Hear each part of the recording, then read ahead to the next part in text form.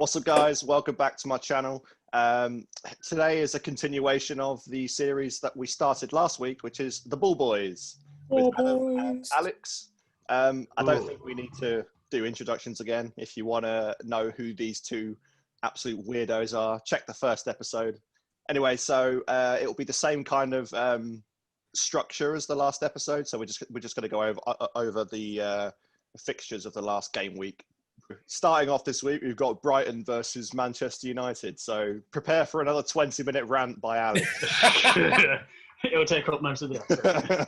So let's just put it into perspective first. So the game ended 3-2 to Manchester United. So yeah, what happened was Morpay scored a penalty, did the crying face, which Alex absolutely hates, as you can tell by his face. Dunk then scores an own goal which then makes it 1-1. Rashford scores a pretty nice goal as well, so that United can go ahead. March then scores a 95th minute goal, and you all think, oh my God, it's game over, 2-2. No, somehow there's a plus 10-minute goal that after the full-time whistle went. So technically it's a goal that wasn't even within 90 minutes. Yeah. First game in Premier League history where it's gone to extra time. There's Fergie time, now there's Ole time. It's blood magic. I told you, it's Norwegian blood magic, man. It's how it happens, isn't it? It was one of those games where I think it actually shows us that pre-season is crucial. In all seriousness, it shows us how badly a pre-season is needed.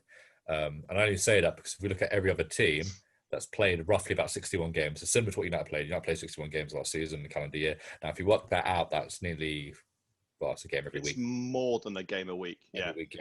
It clearly showed because United lacked fitness, but in context-wise, City got annihilated. PSG lost both their first games. Bayern Munich lost 4-1. Borussia Dortmund lost 2-0. And I know a lot of people going, oh, why are Liverpool playing so bad towards the end of the season? I remember even you said you think it's because they're getting drunk. I think it was Klopp was resting. Relax a little bit. Use your energy. You've won the league. And then prepare yourself for next season. No one else had the chance to do that. A few crucial points to that game. The first one is if you're gonna be a dick and you're gonna do the crying face, win the game. Pretty much. That's my whole thing. Mbappe can do it because Mbappe knows PSG are going to win the game most 9 times out of 10. But if you're going to do the crying face when there's no fans, so it's more personal because all right, you're doing it to fans, okay, I guess. Yeah. If you're doing it to no one, man, it's a sign of disrespect and non-sportsmanship. Some positives to this game: Eric Bailly coming back on, solidified the defense. I just hope he's not made of glass this season. I said it last week, and I hope this week he's a very, very good defender. Greenwood was unlucky not to get a goal. It was unfortunate it was ruled offside. I thought the midfield was struggling a lot, which is unfortunate. But highlights were Rashford's goal. Rashford played well, in my opinion. I still think he needs to make a few more decisions. We said in the chat, because we have our own little chat. But I said it in the chat. Yeah, I think we kind of like sussed out that Rashford's very good on the wing because he's very good with the ball in front of his feet. But up top, where you're very much, you need, even though you're not necessarily a target man striker, predominantly you play with your back towards goal. And Rashford is not very good at that. He's very good at running with the ball rather than holding it and letting other people get involved. Yeah. If he sees your knees are wobbling, he'll run at you. And poor Ben White is still recovering. I mean, last week I gave Ben White loads of praise. Against Rashford, he looked like a fool. Last week, I got really angry about the handball rule because it went against us. I would be a hypocrite to suggest I'm happy about this week's handball rule. Honestly, I'm fuming with this week's handball rule. I'll get to it a little bit later on. But genuinely, unlucky Brighton. They played good football. They were very creative. Midfield was overrun, so I don't think we're going to have that problem anymore in terms of, I think we're going to see a switch of Pogba now. I don't think he's going to be playing predominantly as much as he should. Do you think that's because of fitness or because of lack of tactical familiarity in how Ollie plays? Okay, so I think it's a bit of both. I think last season, obviously, we played him a bit deeper. I don't think that works well now. In the double pivot, I don't think he plays very well in a double pivot. Van de Beek plays better in a double pivot. Yeah. If you want to play Pogba, you need to play him as number 6. That's the whole point. He was brilliant in Juventus for that, and he was brilliant in his first season in Mourinho as well. I think with Van de Beek coming on, the pressure for him to create and tactically be that player, it's not necessarily needed as much. I don't think if he's working out or he's struggling, we now have a player that can, come on for him. And my opinion on Paul Pogba, it's quite simple. I think he's a quality player. He doesn't get enough recognition that he deserves. I think the price tag on his head, it's like a negative to him before you've even seen him play. Because he's a lot of money. So people just automatically say, what a waste of money. People did that when we signed Van Dijk. But my opinion of him is that I just don't think he's hungry enough, because what Cristiano Ronaldo and Lionel Messi have always been, they've been hungry regardless of where they've been in their career. Ronaldo was getting 40, 50 goals a season, and he was still thinking to himself, this still isn't good enough. And he kept pushing to get more and more and more. And that's how he became the player he is now. He's like 20% talent, 80% just hard grinding work. Like, he's worked so hard on his career to be where he is now. Paul Pogba just seems like he's content with where he is, and he doesn't really want to be hungry to do so. He thinks, from the way I see it, his body language and everything, he just seems like he's happy with where he is. He's happy with how good he is. I and think he's not willing to improve. I feel a bit bad for Pogba in regards to his move to Real Madrid. Didn't come about because of COVID. The price tag was priced out of United as well. I think we put 150 million on his head. It's going to be difficult for anyone to buy him. He isn't worth that. No. Not on his current state. I would argue only about 2 or 3 players in the world are worth 150 million. I do think we could probably get the market value back for him. I think if we tried to sell him for 90, we probably could. But like I said, with the no real players, that's just a different topic for a different day. But the transfer market was crazy before COVID. You wouldn't have got a player like Thiago for 20 million like you did a season ago, and we it was mind-boggling numbers that we were producing. I always think he's more talent than dedication. In terms of, I think he's always been naturally a talented player at United. Look at him when he plays for France. When he has that determination, he's world class. Yeah, I mean, he's man of the match for the World Cup final. Yeah. I think obviously the best player you can compare Pogba to would be De Bruyne.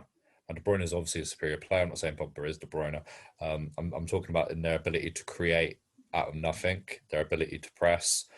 But I think the difference between De Bruyne and Pogba is De Bruyne's dedication to the game, De Bruyne's training, work ethic. Overall, he's the best midfielder on the planet, right? We can all agree on that. De Bruyne's the best midfielder on the planet. And again, he didn't get there through talent. He got there through dedication, work ethic, everything, all these factors involved. I really think we need to see a little bit more from Paul Pogba, because, only 2 seasons ago, he was getting about 13 assists and 13 goals. Last season, he obviously he was injured, but when he came back, he wasn't really the same. And everyone was really hyped about Bruno and Pogba joining and playing together. And in this game against Brighton, they'll just being overrun. I mean, it doesn't take a genius to work out that Adam Lallana shouldn't be overrunning any midfield. No offense to Adam Lallana, but he wasn't playing a full game of football for quite a while now. Yeah, I think he was a brilliant signing for Brighton. He's the exact player that they need, this like creative unit in the midfield. But back on Pogba, I think the player that I would closely compare him with, it wouldn't necessarily be De Bruyne, but it's someone who he wasn't nowhere near as good as he was back then. But I'd compare him to Yaya Toure. He was very much similar to how he was, where he picked the ball up deep and he ran it forwards. And he's a very, very, very physical player. Yeah, he's a very, very physical player. Because like De Bruyne, I'm going to give it to him. He's fantastic up in the attacking areas. Defensively, not as strong. That's definitely where Pogba beats him in that aspect. But it's like, at the moment, with Pogba at United, it just seems like as soon as he's on the ball, he's happy to do everything. He wants to be creative. When the ball isn't with him, he's so lazy. He doesn't do anything. He doesn't move. He doesn't want to defend. He just sits where he is and he expects the ball to be played around him. So the work ethic's poor. It is awful. And I think that's why Ole chooses to get rid of him after 60 minutes, because he's thinking, I need this creative unit, but I need someone to run into the channels rather than just wait for the ball to come to you. Yeah, that's something I noticed with Van der Beek is that the guy is always running back up forward. Going on the penalty, obviously, I know it was after the full time, but it was Van der Beek who pushed it forward, carried the ball up. There's that mentality you need. You need as soon as, okay, we can still win this. I mean, obviously, we paid the refs off, and I'm happy with that, but I know I'm still a love of Fred. I do. I still love Fred. His stats last season were brilliant. Yeah. In terms of tackles per minute, successful tackles, and he has the vision to pass forward. I like Matic, but I think Matic is too slow. I think if you want to play the modern game now, you need a faster defensive midfielder. We saw the beginning of that with Conte. We now see it with Fabinho. We're now seeing it with Fernandinho.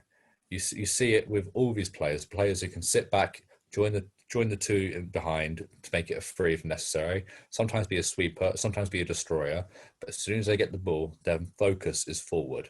Fabinho works so well with Mane. They have like a telepathic connection. It's so fantastic. And whenever Fred is on, he's thinking like that. He's always going, okay, how do I get the ball to Rashford? How do I get the ball to Martial? Matic doesn't think that way. Matic gets the ball and his brain is, okay, Luke Shaw. This is the reason why I think Liverpool's transfer business is better than United's, because United buy the ready-made talent, Liverpool buy potential. It was never always like that, though. It wasn't. It wasn't. It's because you're in this ditch. You're trying to get out. In my opinion, United are never going to get back to where they are if they keep focusing on what was before. It's never going to happen. That's why we lasted 30 years without getting a title, because we kept clutching on to the thing that we were before.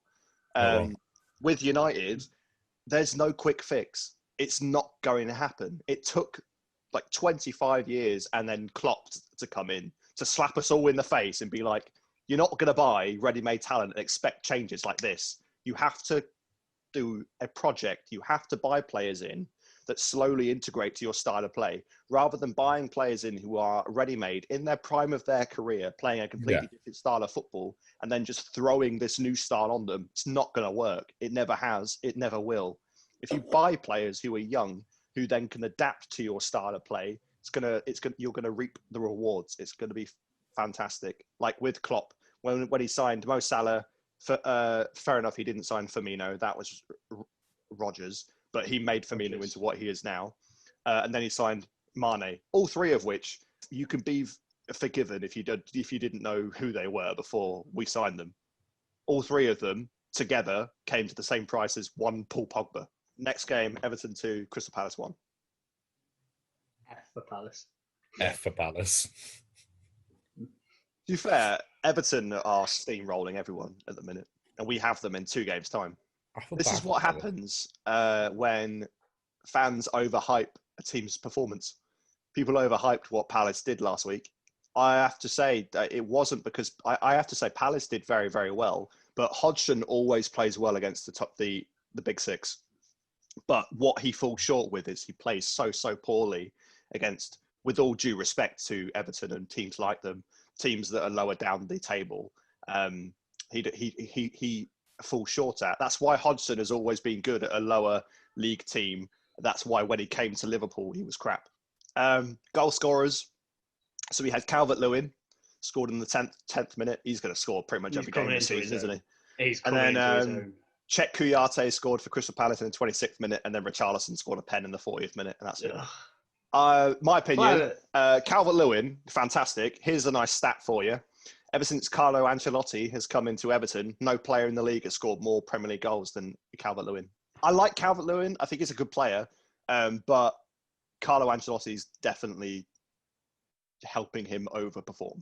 Their other goal scorer, Richarlison, can't see him staying at Everton too much longer. Everton did reject it was a £90 million bid from Barcelona last season. Richarlison has come into his own a little bit. He's been a lot more consistent in front of goal in the recent years, because when he was at Watford, his goals to game ratio was horrific. How Everton signed him for £45 million, got no idea. I mean, to be fair, Everton have a history of signing flops. Iwobi for 30 million. Next joke, please. Did anybody see Roy Hodgson's rant after the game? I did. I did not. I Go on, completely elaborate. agreed with it. Oh yeah. For once, yeah. I mean, he basically said that handballs should be, ball to hand, and everything else is stupid. Common sense. And, Should use common sense. I can't disagree with him. The thing that really annoys me, not only with this handball rule, but with VAR as well, it's very, very easy for VAR to give you a penalty, but it seems so hard for the VAR to overturn a penalty decision. It's very lopsided. Yeah. I will give Palace credit where credit's due, though. They are looking like a decent team this season. I'm not gonna. I can't see them going down. This game that I thought they genuinely 100% got robbed. West Brom 3, Chelsea 3. How West Brom didn't win this game, I swear, who was the referee? I don't think it tells me, but he's from London. He's a Chelsea fan, 100%. How that wasn't a foul, which led to Abraham's goal to get 3-3, I have no idea. If they're calling all these stupid handballs for pens, how aren't they calling a blatant one as a foul for the defensive team? Havertz get a very dodgy sort of handball? Yeah, it was 100% a handball. It was more clear cut than the one that Newcastle got against Spurs. I tell you what, it's crazy, man. I just don't get it. I just don't get the this rules handball are rule. going They're going crazy. But the with this game, it just highlighted the issues that I pointed out about Chelsea last week, where they've bought so many starting 11 players. They're trying to throw them all in at once, and it just is not working. That team looked like 11 individuals. Thiago Silva got a real treat into the Premier League, didn't he? That mistake to Robinson's second goal. What are you thinking? Also, credit to Robinson. 2 chances, 2 goals. He took them brilliantly. Very clinical. Well, I find it funny. Chelsea spend millions and millions on a brand new starting 11.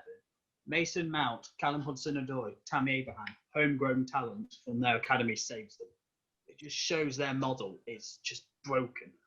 This game did highlight the quality of Mateus Pereira, though, didn't it, for West Brom? He was clearly the best player by a league above. If they do end up going down, he will not be there to go down with them. That's not even in doubt. We're going down. Do you guys think this is Chelsea's title hopes gone then? Yep. I think, like I said last week, their title hopes were gone when they couldn't beat the champions. You got to send a statement. If you want to be the title challengers, you got to beat the title contenders the champions. Well, they've got 4 points from a possible 9. Bearing in mind, we've just played against 2 of the top 6, and we've got 9 points. Bold of you to assume Arsenal's in the top 6. Famous top 6, then, if you know what I mean. Next game, a former player scoring against his former team. Adam, you idolise this man. Southampton 1, Burnley 0. Danny Ings, only goal scorer. Ings. Oh, he's fantastic. I love him. I just love him. Yeah. I will say one thing. This game was beyond boring, even on Match of the Day highlights. It was boring. The goal was in the first 5 minutes. 5 minutes, yeah. If I knew that was the last game, I'd have just turned off after the Ings goal, but I didn't know. From your opinion, as you really do like Danny Ings, what's your general analysis of how he plays, how he fits into the Southampton team? What do you think he could bring to them this season? What you see often with Southampton's attacks is they're looking for Danny Ings often. And Ings has the quality now, and provided his injury woes are behind him, he could propel Southampton to the top of the mid-table and make them a really solid team. Yeah. Because you're not going to do it with Che Adams. Do you think it's going to be closer to what Mauricio Pochettino did with Southampton then when they crept into the top 7? Or do you think they're not there yet? I think a couple of midfield changes and maybe a couple of centre-backs as well, because I don't even know who the Southampton centre-backs are. That's how I think it's Jan Bednarek is one of them. Vestergaard as well. A couple of changes there. Get a more defensive midfielder for James Ward-Prowse. And I think they can be looking at mid-table every season, possibly even sneaking into Europe. Yeah. If one of the top 6 have a bad season. I think the Tottenham game, in my opinion, it showed some of the cracks in the Southampton team where if Hassan Hurtel wants to go far with this team, he needs to not play such a high line. Mourinho didn't set up Spurs to attack their high line. It was more what Kane and Son did in the game, where Son was originally starting on the left-hand side. And then they saw that Southampton was playing such a high line.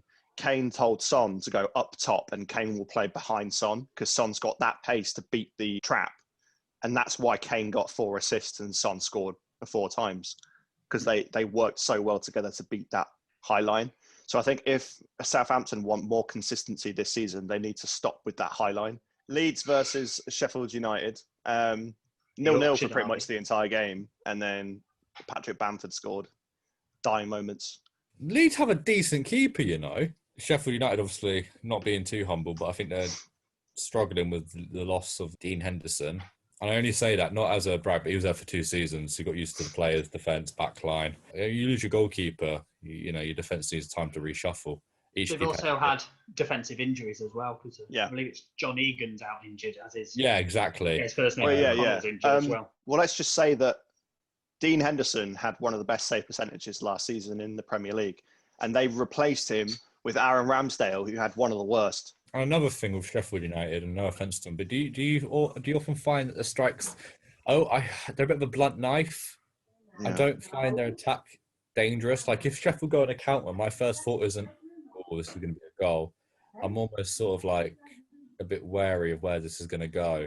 One of you lads in your Premier League predictions had Jack Harrison as your like breakout player. Yeah, Adam. He got the assist for Bamford's goal. He got a goal and assist against Liverpool as well, I believe. But he's done well at the beginning of this season. All right, so the next game is the one that we're all going to go towards for VAR and the handball rule. Tottenham 1, Newcastle United 1. Did anybody actually feel sorry for Jose this time? Yeah. No. I did. The reason why I don't, it's not because I hate Jose. The reason why I don't is Spurs had so many chances and they just did not finish their dinner. Not like they did it once. 23 shots by Tottenham, 6 by Newcastle United. So they kind of like dug their own grave. You can never, ever, ever have a 1-0 lead and think we're safe. This is what I was saying to my colleague earlier today as well. I said, to be honest, this handball wouldn't have been spoke about as much if they were 2 or 3 up. Yeah. It may have got a bit of like, you know, it may have been given a bit scrutiny, yeah. If it wasn't for the 1-1. But then that was exactly what Jose Mourinho did at United and at the end of Chelsea as well, is with these sort of 1-0s, hoping to sort of survive the game. I don't think he's learnt his lesson. I do feel a bit bad for him. Obviously, like anyone, it sucks to, you know, lose or can draw right at the end. But at the end of the day, they've got Son, Lucas, they've got Kane. There shouldn't be in any doubt in my mind that game should have been put to bed a long time ago. This is a team that lost, was it 4-1 last week? Newcastle lost 4-1 last week, didn't they? 3-0, I think. 3-0 last week. That's Brighton. Against Brighton, that's yeah. There's a team that, as a team that's trying to compete in the Europa League, you've got to push. And you've got to get your goals. And I can guarantee, now I'm saying all of this, I'm going to come back to this video because Spurs are going to beat United on Sunday, aren't they? I think it will be a close encounter, not because both teams are in good form, because both teams are playing badly. It will be a very conservative performance from both sides, I think. What do you think should happen with this new handball rule? Get rid of it. I think everyone in the nation can agree on 3 things. 1, wear a mask. 2, Boris doesn't know what he's doing. And 3, get rid of the handball rule. I can tell you right now, I know plenty of people who disagree with all 3. Yes. This is what you say to all 3. Suck my nipple. But yeah, get rid of the handball rule. Yeah. Yeah, terrible. simple. That's Kane, 5 assists in 2 games. Yeah, what's happening? Why is he becoming Kevin De Bruyne and Trent? What's happening here? If he carries on like this, he might beat Henry's record. 20 assists in 1 season. That would be funny if the Tottenham player did it. Because you could just watch AFTV just melt down. AFTV melt down when Arsenal wins 4-0, so nothing new. Can we become the new Ball Boys TV? Yes, blood. I hate... Adam, you're about to summon a witch if you keep speaking like that. Your furniture's going to start flying. You guys fancy a laugh? Go on then. Leicester 5, City 2. Wait. And one more. Good point. All right, so yeah, this game, initially, City started firing. And I thought, this is going to be an absolute massacre. Bloodbath. After that Mahrez goal in the 4th minute, that was an absolute screamer. And they scored and thought, job's done. Their defence was in shambles. £400 million spent on defenders now, and you've conceded 3 penalties. I have to say, this week proves Guardiola's a fraud. He's a 100% a fraud. He thinks, rather than me thinking, I'm having issues with my defence, hang on, let me check my tactics. He doesn't. He just opens his wallet and goes, there you go, lads. I understand the need for a centre-back. Don't get me wrong, because Stones is atrocious and Otamendi was as slow as anything. Otamendi's going the other way. Oh, yeah, no, he's going for Diaz. He's going away, Diaz, isn't he? Mendy is so suspect. He was suspect last season as well. He's terrible. £50 million for a left back who's not even played 50 Premier League games for them. In one season, yeah, when France won the World Cup, he won the Premier League. He then won a quadruple and the World Cup, and he played 7 matches all year. We all have that one person in group meetings, isn't it? Does nothing and gets the A. That's Mendy, yeah. Vardy, clinical as always. But I think if we're going to highlight the fault with City, there's one goal that I think really emphasises it, and that was the Maddison goal. Because I think Maddison himself thought he was about to be closed down and challenged and tackled. And when he realised he wasn't, he shot from quite a far out distance and bagged an easy goal. They just seemed timid, didn't they? City just seemed scared of him. They backed off him, and I'm thinking, come on, like City of old wouldn't be doing this. You know, Fernandinho will be crunching him. I think, to be fair though, we all be blind to Pep's new challenges and tactics, which is now his tactical fouls. You know how he used to do them in the middle of the pitch? Yeah. He's now doing them in the penalty box. Clearly, yeah. It's an interesting tactic. It's an interesting one, to say the least. Injuries are killing City off quite heavily. Their injury list is atrocious at the moment. They're relying on senior players. They haven't replaced them. What Klopp has done, Guardiola needs to do as well. Klopp has signed Jota before Mane's even reached his peak. 100%, he's getting sacked by City. At some point, he's getting sacked, and it's going to ruin his 100% record. He's getting sacked. Because if you look at it from a perspective of, they brought Guardiola in to win the Champions League. He's been there 4 seasons. All he's done is continue what City had already done. He's not progressed the team in any way, shape or form. Yeah, he's got a bigger point haul. That's it. They don't want that. They want the Champions League, and he's got nowhere near it. They got closer to the Champions League the season before Pep even came in. David Moyes from Manchester United hit the same stage as Pep Guardiola at Manchester City in the Champions League. Yep. That's not me. That's the T. Pep Guardiola is a Johnson. He used my phrase. Ball Boys terminology, lads. He did a Johnson. He did a Johnson. We've laughed at City enough. What's the next match? I honestly think, even with Leicester beating City, this is the biggest shock this weekend. West Ham 4, Wolves 0. I honestly thought West Ham were a shoo-in to go down. Raul Jimenez scored, just in the wrong bloody goal. Sebastian Haller finally scored a goal. I know. Can we just give a moment to think about all those people who triple captained Jimenez? He got 0 points. I'm kind of glad I didn't get him this season. I had him last season, but I swapped him this time. That's their biggest defeat with their current manager at the moment. Yeah, Nuno Espirito Santo. I've never seen that mentality where, you know, they sort of went, whoa, what's going on? And fair play to West Ham. They smelt blood and they went for it. They could sniff it and they went, hold on. The Wolves injured. God, Wolves were just terrible. It was a terrible display. I mean, they had 64% possession or something like that, and then they get hammered 4-0. That just proves West Ham's more deadly on the counter. They were so. West Ham aren't deadly on the counter. We've seen them for years. They're terrible. So next game, I saw the tail end of this match, but I didn't see the entire match. It was Aston Villa 3, Fulham 0. Grealish is going to be the sole surviving person of why they're kept up again, isn't he? His goal, I can't lie, was very nice. Decent little touch. He got there first, and he beat the keeper from point blank range. I mean, to be fair, it was either smash it in the goal or smash it at the keeper. Went in. He got a very nice assist. Very nice ball. Again, fast, always looking up. Good little player, man. Good little player. Got a good attitude. He's got that swagger about him as well. He knows he's a top dog at Aston Villa. He clearly knows that he's the best player, but he doesn't put it in the wrong way. He also uses it against the opponents, and it doesn't seem to affect the team. I'm happy he switched allegiances from Ireland to England. Well, we're never going to be friends with the Irish guy from HITC then. I think, to be honest, I kind of don't feel bad for Fulham anymore. No. Scott Parker has had more than enough time to realize what the Premier League was before he went down.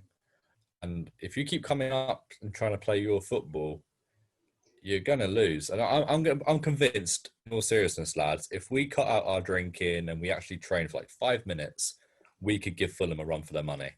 Look at their back three. Dennis Adoy, I think it's Michael Hector, and Tim Ream. Dennis Adoy was horrific in this game. He was awful. By far the worst player this weekend. By far. Easily. That game just looked like he was a League Two quality defender. He was that bad. He was awful. Look, if you know your centre back's having an absolute howler, right, and you can see it, regardless if their name is Van Dijk or if their name is, Adam Potter, you sub them off at the end of the day because it affects all the team. That was literally that game. You went, hold on. Now the midfield have to overwork hard because they can't trust the back. The goalkeeper's paranoid and shaky because he can't trust his forward defence. It affects everyone. It is a chain reaction. Did you see what he tweeted to the fans after the game? He tweeted that he was upset with the result. Well, this is the director of football, so it's the owner's son.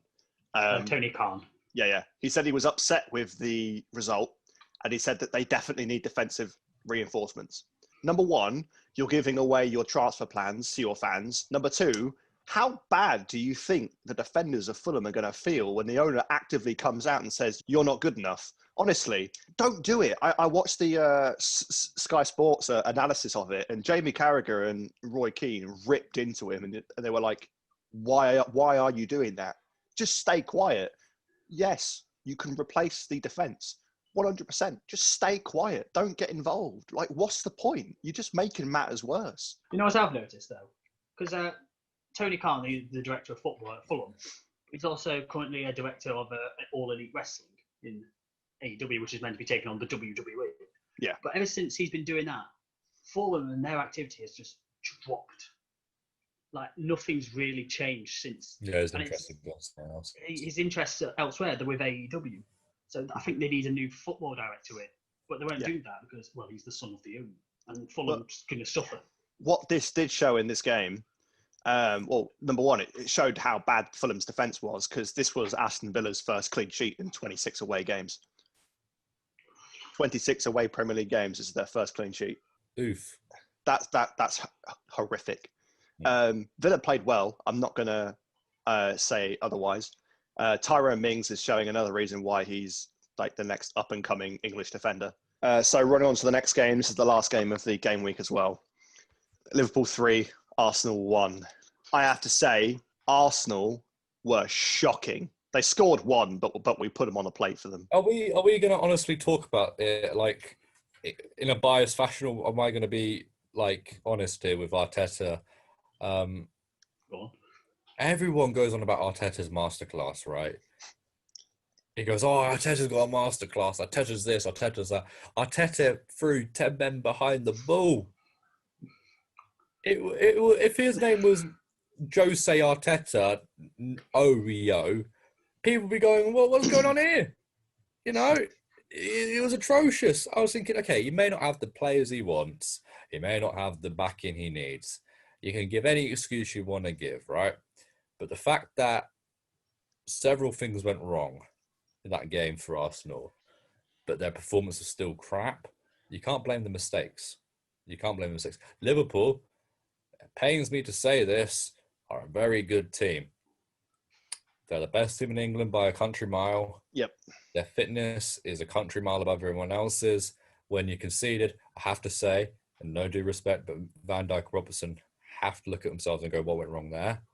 Because Van Dijk should have cleared the ball first. He didn't. Robertson then should have cleared the ball again. He didn't. And Lacazette got a very nice goal. It was very poor finish. It was an atrocious finish, but it was a goal at the end of the day. But the way you hit back, unfortunately for Salah, should have been, maybe he should have got the goal. But Mane's positioning, I said before, the best left winger in the game, purely because of his ability to finish the ball and the positions he's in, his speed and his creativity. You were right last week. Arteta has come from the school of Guardiola. And the reason why he has is because he's stubborn as hell. The reason why he's incredibly stubborn, I think, is because he's trying to play a Pep Guardiola system with players who are nowhere near as good as the ones who play for City. His defence are not suited to playing out from the back, yet he still thinks, yeah, we can do this. Against the best pressing team on the planet, he still thinks they can do it. And you could see how poor they were, because we just grabbed the ball every single time. How Robertson wasn't picked up for his goal was a bit embarrassing. He redeemed himself in the most perfect way possible. Yeah. Don't get me wrong.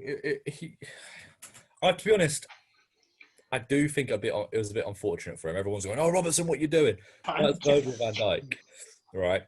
You expect him to clear that ball. With Robertson's mistake, it can come down to one thing. He should have cleared it with his right foot, but he's very much a one-footed player. So he had to go in a very weird angle and try and clear it with his left. It didn't work. Ended up being unbalanced. He hits it wrong, and it falls into Lacazette's path. But Jota, brilliant goal from Jota. Yeah. What a finish as well. What a finish. To be honest, Leno had a bit of a stinker. Let's be honest. Leno, I was having this conversation with people in the pub yesterday. Martinez has gone to Aston Villa. He's played 2 games, kept 2 clean sheets, and saved a pen. That's better than Leno's done in God knows how long. Yeah, and the second thing big mess up is a lot of people, it's getting lost on the radar, but Alisson save versus the one-on-one with Lacazette deserves some recognition because it was a very big power move. Yeah. It sort of shut down any ability for Arsenal to come back. Alisson showed in that game he's the best goalkeeper on the planet. Oblak, it's a hard one, isn't it? It's a hard one. It's very much between Alisson and Oblak. Prem, but him and Oblak will be battling it out for years now, I think. I think there would be, yeah, but I don't see enough of Oblak to give that kind of... I was saying that might be like the Spanish people. If people in Spain would probably say the same about Alisson. Exactly, yeah. But I think, that save sort of killed any hope. It killed the Arsenal hope. Well, as much as it was a great save from Alisson, it was also a terrible finish from Lacazette. Yeah, I mean, Lacazette... Oh, yeah, it was awful. You give that Aubameyang, that's a goal. That's it for this episode of The Ball Boys. Catch us next week around the same time. It will be episode 3, and we'll be speaking about the next game week. It's The Ball Boys. So, matches including Leeds, Manchester City, Liverpool, Aston Villa, Leicester, West Ham, Man United, Tottenham, the big one. I'll catch you all guys in the next video. And I hope you like, comment, and subscribe. Hit the bell notification to be notified whenever I upload. And I'll see you all guys. I'll see all you guys soon. All right. Peace.